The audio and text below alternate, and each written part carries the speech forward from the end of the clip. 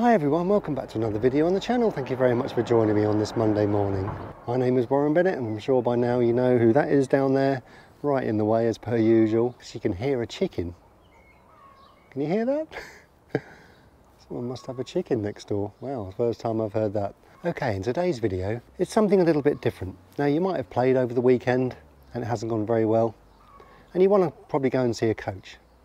I can't tell you who to go and see, obviously, but I can give you some ideas about what you should expect out of a coach and sort of what questions you should be asking your coach and obviously what you should be expecting too. Okay, so I'm going to get you-know-who off the mat, get the front camera set up, and hopefully the sun will come out. Okay, I'll see you in a little while. Okay, good timing.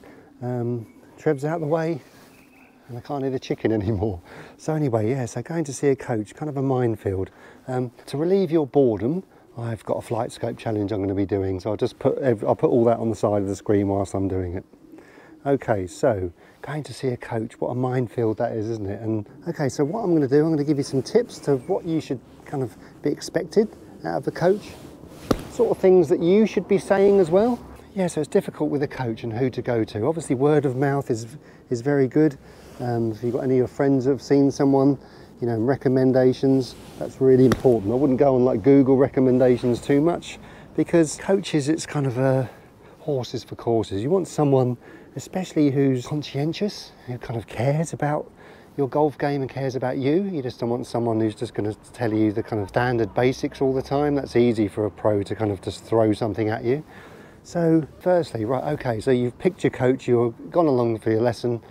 What do you expect? Now, I expect firstly from the coach's perspective, I expect them to just spend like 5 or 10 minutes at the start just talking about your golf game, talking about what you're wanting from the lesson, your expectations, because if you're a beginner, you know, and you want your long-term and short-term expectations, that's what I would like to give someone. You know, your short-term expectations might be just to kind of, you know, cure a certain shot. Your long-term expectations might be to win the club championship. But there's obviously a lot of runs of the ladder between that as well. Oh, just change club, we're at 100 yards now.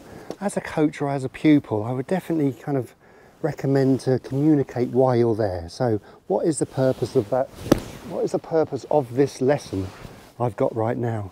Is it something mechanical that you've always struggled with over the past? Make it quite clear of what your short-term goal in that lesson is. Why are you at that lesson? Make it clear what you're looking for out of that coach. So if you want to fix a slice, say I want to fix a slice. And you want to be able to kind of understand why and how as well. They're the two biggest things. Why does a slice occur? And then more importantly, how it's fixed. It's really important to really feel like you're going to understand how to fix it. And one of the biggest things as well is ask your coach, I need a short-term fix and a long-term fix. So find exercises, so get your coach to give you exercises and drills to fix it. So that's kind of a long-termer. So that's like range and home stuff. And then what can you take out on the golf course? Give me a swing feeling to take on the course, because you don't want to take drills on the course, obviously. So you need to separate those two feelings. And that's really important because it's easy from a coach's perspective to just chuck mechanics on someone. I would say it's a real blend and it's a juggle, I would say, and a balance. Giving someone enough to work on and still being able to kind of not upset the apple cart too much. Because like I said, it's easy for a pro just to throw mechanics at someone and say, just get on with it and I'll see you in a week or two. That to me isn't good coaching. Good coaching is someone who can, you know, kind of tweak it a little bit, give you some instruction, tell you why, give you some kind of drill and exercise work away from the golf course. So I would say encourage you to kind of practice maybe once or twice a week if you haven't already, and give you a purpose of why to practice. But at the same time, it's to take something out on the golf course that's not that mechanical as well. So that's the secret to good coaching, is being able to kind of tweak you and send you on your way. And obviously it's going to be a bit of a seesaw, probably early doors if it's something new, because anything new is going to be weird from the pupil's perspective. But it's being able to understand why. And like I said, I've always in the videos, it's the best teacher in the world is the golf ball. And the coach's role is to give you that kind of understanding of why that golf ball does what it does and why you strike it the way you do. give you a short-term and a long-term plan. Right, okay, 150. Oh, I don't know what that is with me. I may just hit a little nerdler of an 8 iron the way my hand's feeling. And really important as well is to communicate if you've got any restrictions, and the coach needs to work around that. If you've got restrictions in your left knee, or you've got pain in your foot or ankle or back, you know, there's no point in the coach layering a Rory McIlroy rotation feel onto you. And that's really important to get communicated to your coach, but your coach should be asking you those questions in the first few minutes of the lesson anyway. Oh, hit that a little bit heavy. How are we getting on? Just a bit short there, I think. Yep. So one of my little statements I've got is knowing it isn't enough. So the coach is going to tell you his why and how. Once you step away from that lesson environment, you've got to go away and put a little bit of practice in. Now that's not all of a sudden becoming VJ Singh, but I would really encourage changing your kind of habits a little bit around the way you practice. That can be arriving at the golf club a little bit earlier, so half an hour, and getting into the net and doing a few of the drills he's given you, or a few swings just to warm up. Or again afterwards, you can have a little few drinks with your friends, but then kind of bounce and hit 30 balls. I always say to any of my clients, if you can hit 30 balls, or either go to the range once a week and hit 100 balls, and it's kind of constructive practice, so you know why you're there and what you're doing, and that can have a massive effect on long-term consistency and really change your game. Because I would say it's just like going to a gym. You know, you can have a personal trainer. You can have a personal trainer telling you this and that once or twice a week. There's no point if you don't do the stuff between those sessions as well. It's the same with golf. A better execution. So I'd say on that theme, I'd say book 3 lessons up to start with. You don't have to book like 10 up at the start, but book 3 up. And I would say after that 3, you should start feeling, seeing and expecting some results. If you don't really see results after 3 lessons, depending on what those expectations are, remember, but let's say if you want to cure a slice. If a majority of that slice hasn't been cured, I would say it's probably time to go and have a look at somewhere else. You know, it doesn't take 10 lessons to change. Obviously there's more aspects of the game to work on. There's chipping, putting, everything around that. I'm going to have to hit a 5 iron now. I would say 3 lessons is absolutely plenty.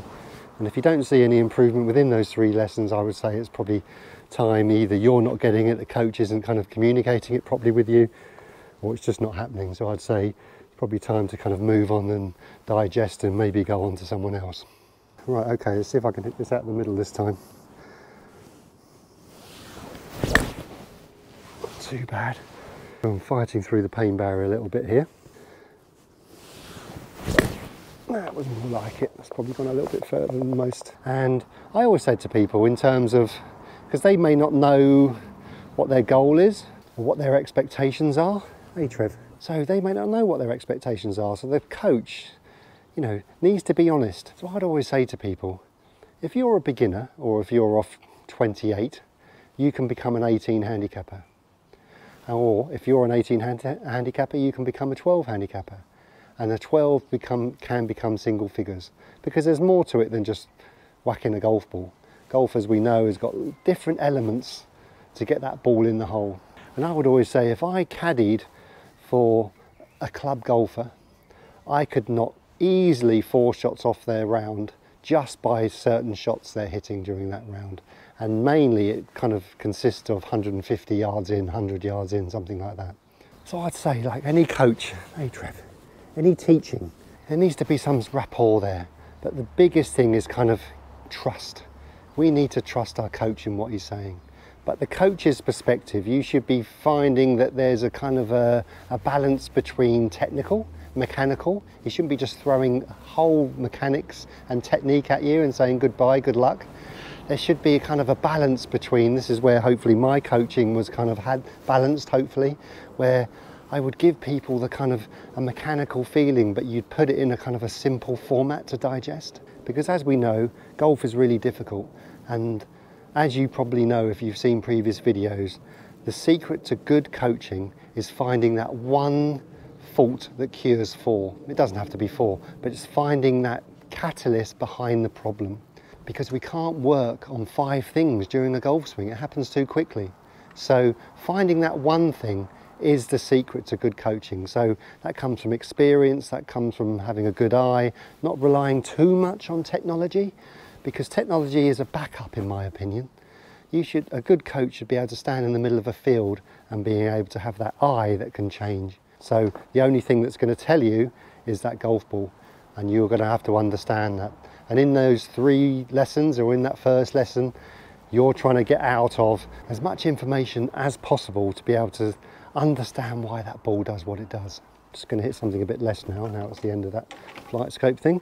In terms of coaching, I've been there. Was it Thursday's video where I said I became a beginner again?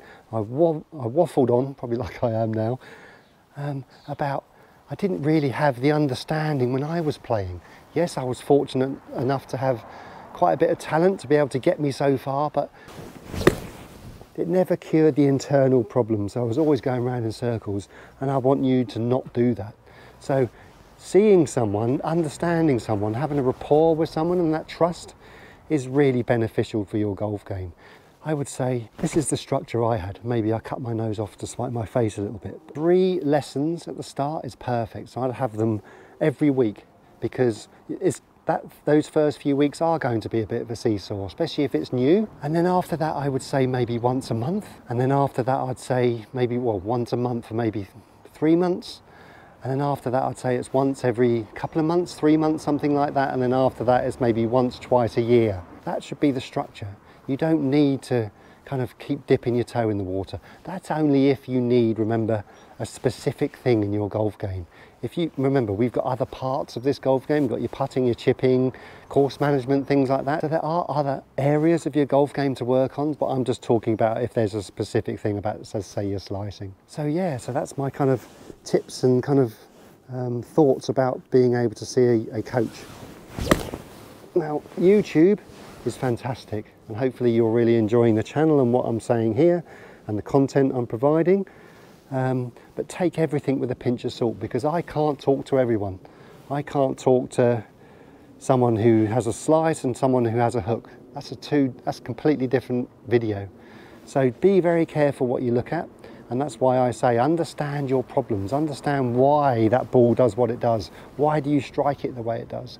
Then you can kind of narrow it in a little bit to what you're searching for, especially online. So I would build up the library of your own golf swing. You can fall into a big black hole in YouTube and go down a rabbit hole that you shouldn't do. And there is that saying, isn't there? Paralysis by analysis. So it's good to understand, but you want to take it to a point where, you know what, that's enough. Now I'm just kind of perfecting that. And like I said in that video on Thursday, I've had the same swing thought for 10 years because I know what works. So that's now managing your expectations. So if you want to become a scratch handicapper, if you're off 9, or if you want to become a professional, then you have to kind of really go for it. But if you just want to kind of just stop a slice or stop a certain shot, topping it, fatting it, something like that, that's like a small expectation. So that should happen quite quickly. But like I said, if you want to become a professional, that's going to take longer, and you're going to have to accept that as well. So what that professional might say to you might be more difficult to become a scratch handicapper if you're off 9 than if that 9 handicapper said, oh, I just want to straighten out my push or something like that. So that's now that managing your expectations. Don't expect that a coach is going to give you information like I've had on here.